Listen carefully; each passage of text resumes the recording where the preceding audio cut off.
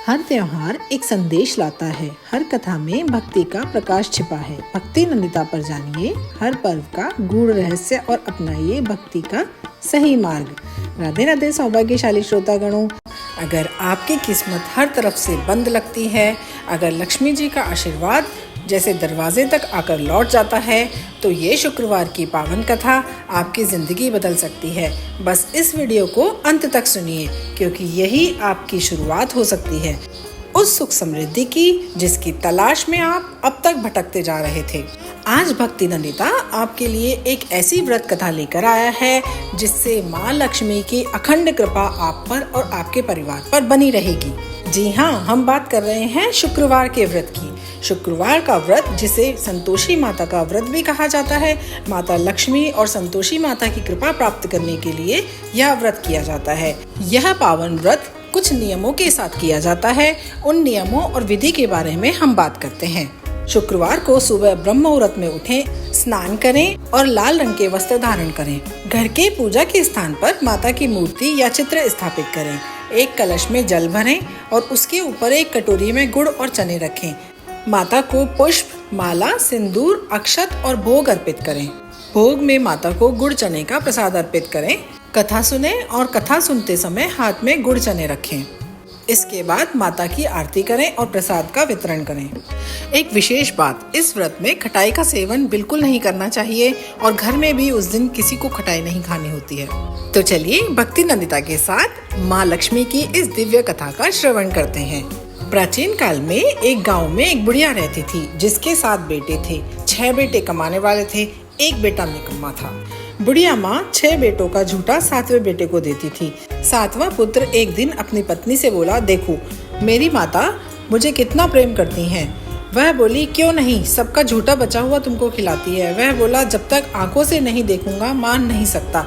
पत्नी ने हंसकर कहा, देख लोगे तब तो मानोगे। कुछ दिन बाद एक बड़ा त्योहार आया। घर में 7 प्रकार के भोजन और चूरमे के लड्डू बने। वह पत्नी की बात को जांचने के लिए सिर दर्द का बहाना बनाकर पतला कपड़ा सिर पर ओढ़कर रसोई में जाकर सो गया और कपड़े में से सब देखता रहा। 6 भाई भोजन करने आए। उसने देखा माँ ने उनके लिए सुंदर सुंदर आसन बिछाए, 7 प्रकार की रसोई परोसी और आग्रह कर करके उन्हें भोजन कराती रही। वह देखता रहा। 6 भाई भोजन करके जब उठ गए, उनकी 6 थालियों में से लड्डू के टुकड़ों को उठाया और एक लड्डू बनाया। जूठन साफ करके माँ ने उसे पुकारा, उठ बेटा उठ, तेरे भाइयों ने भोजन कर लिया है, तू भी उठकर भोजन कर ले। उसने कहा, माँ मुझे भोजन नहीं करना, मैं परदेश जा रहा हूँ। माँ ने कहा, कल जाना हो तो आज ही जा। वह बोला, हाँ हाँ जा रहा हूँ। यह कहकर वह घर से निकल गया। चलते समय उसे पत्नी की याद आई। वह गौशाला में कंडे थाप रही थी। वहाँ जाकर वह बोला, मेरे पास तो कुछ नहीं है, यह अंगूठी है सो ले लो और अपनी कोई निशानी मुझे दे दो। वह बोली, मेरे पास क्या है, यह गोबर भरा हाथ है। यह कहकर पत्नी ने उसकी पीठ पर गोबर के हाथ की थाप मार दी। वह चल दिया। चलते चलते दूर देश में पहुंचा। वहाँ एक साहूकार की दुकान थी। वहाँ जाकर वह बोला, सेठ जी मुझे नौकरी पर रख लो। साहूकार ने कहा, काम देखकर तनख्वाह मिलेगी। उसने कहा, सेठ जी जैसा आप ठीक समझे। उसे साहूकार के यहाँ नौकरी मिल गई। वह वहाँ दिन रात काम करने लगा। कुछ दिन में दुकान का लेन देन, हिसाब किताब, ग्राहकों को माल बेचना, सारा काम करने लगा। साहूकार के 7-8 नौकर थे, वे सब चक्कर खाने लगे, लेकिन उसने अपनी लगन, परिश्रम और ईमानदारी से सभी को पीछे छोड़ दिया। उसे अपने किए हुए का फल मिला। सेठ ने भी उसका काम देखा और 3 महीने में उसे मुनाफे में साझेदार बना लिया। परिश्रम करते करते वह नगर में नामी सेठ बन गया। सेठ अपना सारा कारोबार उस पर छोड़कर बाहर चला गया। इधर उसकी पत्नी पर क्या बीती वो सुने। सास ससुर उसे दुख देने लगे। गृहस्थी का काम करवाकर उसे लकड़ी लेने जंगल में भेजते। इस बीच घर की रोटियों के आटे से जो भूसी निकलती थी, उसकी रोटी बनाकर रख दी जाती और फूटे नारियल की नरेली में उसे पानी दे दिया जाता। इस तरह दिन बीतते रहे। एक दिन जब वह जंगल में लकड़ी लेने जा रही थी, तब रास्ते में उसे बहुत सी स्त्रियां संतोषी माता का व्रत करती हुई दिखाई दी।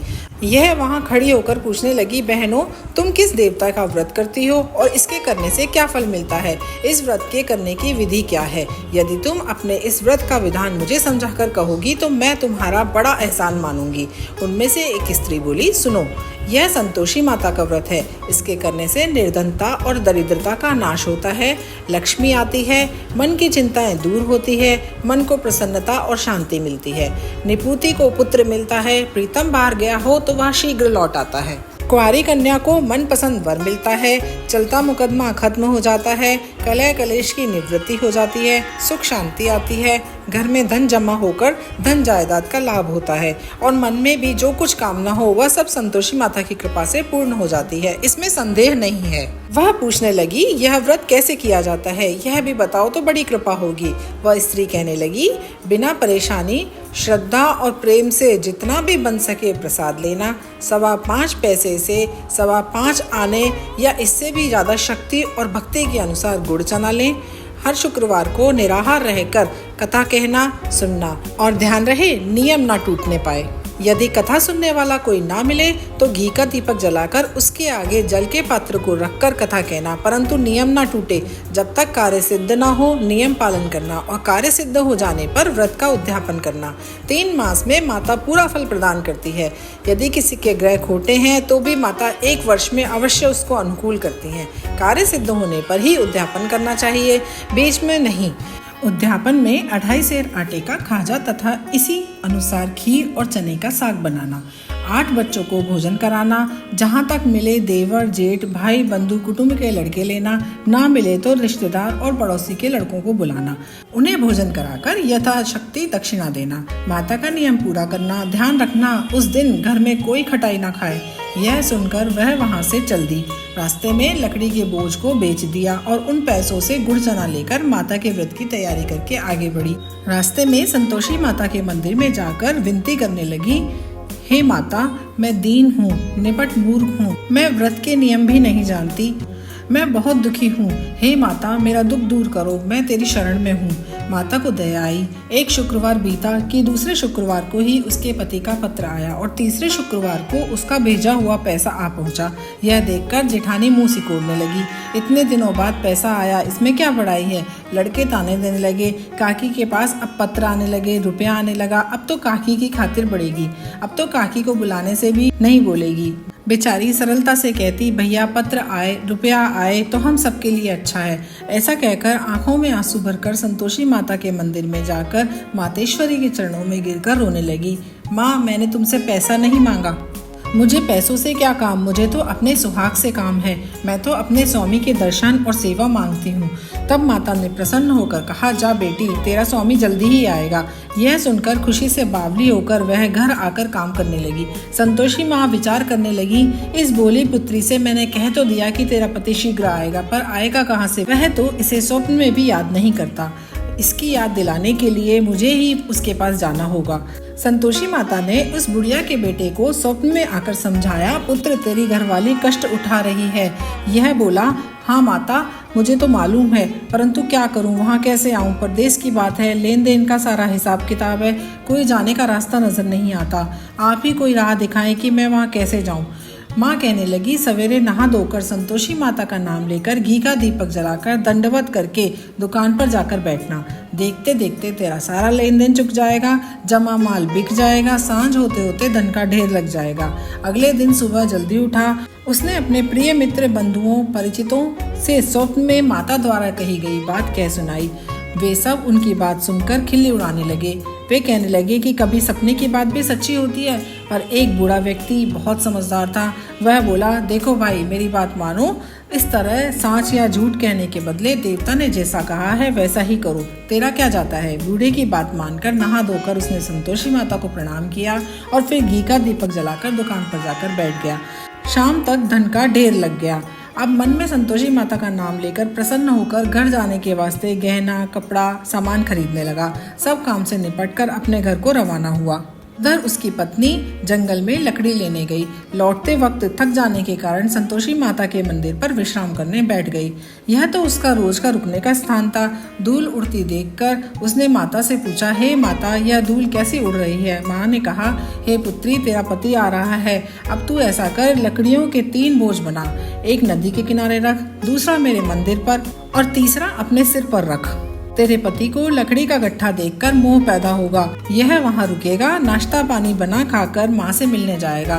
तू लकड़ी का बोझ उठाकर जाना और बीच चौक में गट्ठा डालकर आवाज लगाना, लो सासू जी, लकड़ियों का गट्ठा लो, भूसी की रोटी दो, नारियल के खोपरे में पानी दो, आज कौन मेहमान आया है। संतोषी माँ की बात सुनकर वह बोली, बहुत अच्छा माँ, कहकर प्रसन्नता से मन से लकड़ियों के 3 बोझ बनाकर लाई। एक नदी के तट पर, दूसरा माता के मंदिर पर रखा। इतने में ही मुसाफिर वहां आ पहुंचा। सूखी लकड़ी देखकर उसको इच्छा हुई कि अब यहीं विश्राम कर लें और भोजन बनाकर खा पीकर गांव चलें। इस प्रकार भोजन करके विश्राम करके वह अपने गांव में आ गया। उसी समय बहू सिर पर लकड़ी का गट्ठा ले आई और उसने गट्ठे को आंगन में डालकर जोर से 3 आवाजें दी। लो सासू जी, लकड़ी का गट्ठा लो, भूसी की रोटी दो, नारियल के खोपरे में पानी दो, आज कौन मेहमान आया है। यह सुनकर सास अपने दिए हुए कष्टों को बुलाने के लिए बोली, बहू तू ऐसा क्यों कहती है, तेरे मालिक ही तो आया है, बैठ मीठा भात खाकर कपड़े गहने पहन। पत्नी की आवाज़ सुनकर उसका स्वामी बाहर आया। उसके हाथ में पहनी अंगूठी देखकर व्याकुल हो गया। उसने माँ से पूछा, माँ यह कौन है। माँ बोली, बेटे ये तेरी पत्नी है। आज 12 वर्ष हो गए जब से तू गया है, तब से सारे गांव में जानवर की तरह भटकती फिरती है, कामकाज कुछ नहीं करती, 4 समय आकर खा जाती है। अब मुझे देखकर भूसी की रोटी और नारियल के खोपरे में पानी मांगती है। वह बोला, माँ मैंने इसे भी देखा है और तुम्हें भी, मुझे दूसरे घर की चाबी दो, मैं उसमें रहूंगा। चाबी लेकर उसने दूसरे घर को खोलकर सारा सामान जमाया। एक ही दिन में वहां राजा के महल जैसा ठाट बाट बन गया। अब क्या था, वह सुख भोगने लगी। अगले शुक्रवार उसने पति से कहा, मुझे संतोषी माता का उद्यापन करना है। पति बोला, बहुत अच्छा, खुशी से कर लो।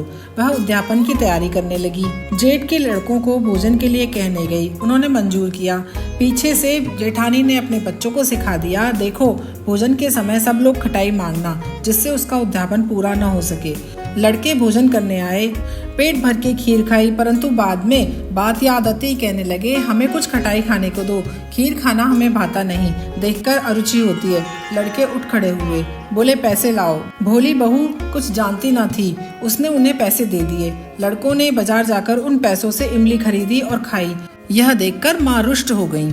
राजा के दूत उसके पति को पकड़ कर ले गए। अब सब मालूम हो जाएगा जब जेल की रोटियां खाएगा। बहू से यह वचन सहन नहीं हुए। वह संतोषी माता के मंदिर में गई और कहने लगी, माता तुमने ये क्या किया, हंसाकर क्यों रुलाने लगी। माता बोली, पुत्री तूने मेरा व्रत भंग किया है, इतनी जल्दी सब बातें भुला दी।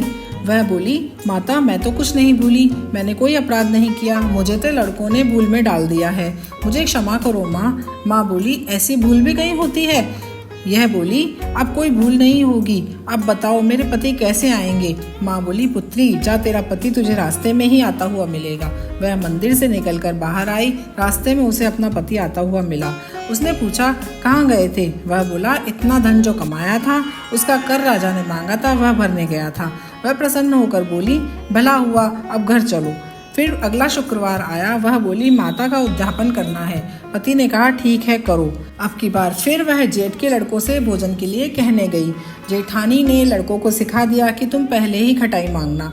लड़के भोजन करने बैठे, लेकिन भोजन करने से पहले ही कहने लगे, हमें खीर पूरी नहीं भाती, जी बिगड़ता है, कुछ खटाई खाने को दो। तब बहू बोली, खटाई खाने को नहीं मिलेगी, खाना हो तो खाओ।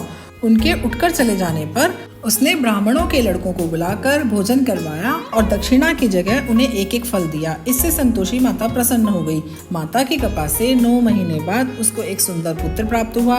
पुत्र को लेकर वह प्रतिदिन संतोषी माता के मंदिर में जाने लगी। माँ ने सोचा कि यह रोज आती है, आज क्यों ना मैं इसके घर चलूं, इसका आसरा देखूं तो सही। यह विचार करके माता ने भयानक रूप बनाया। गुड़ और चने से सना मुख, ऊपर से मुंड जैसा होठ और उस पर मक्खियां बिन बना रही थी।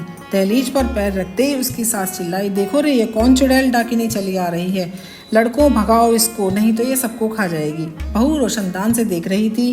वह प्रसन्न हो उठी, आज माता मेरे घर आई है, यह कहकर दूध पीते बच्चे को गोद से उतार दिया। इस पर उसकी सास ने क्रोध में भरकर कहा, अरे इसे देखो ये कैसी उतावली हो गई है, बच्चे को पटक दिया है। इतने में माँ के प्रताप से जहाँ देखो वहाँ लड़के ही लड़के नजर आने लगे। यह बोली, माँ जी जिनका मैं व्रत करती हूँ ये वही संतोषी माता है। इतना कहकर उसने झट से सारे घर के किवाड़ खोल दिए। सबने माता के चरण पकड़ लिए और विनती करके कहने लगे, हे माता हम मूर्ख हैं, अज्ञानी हैं, तुम्हारे व्रत की विधि हम नहीं जानते, तुम्हारा व्रत भंग कर हमने बड़ा अपराध किया है।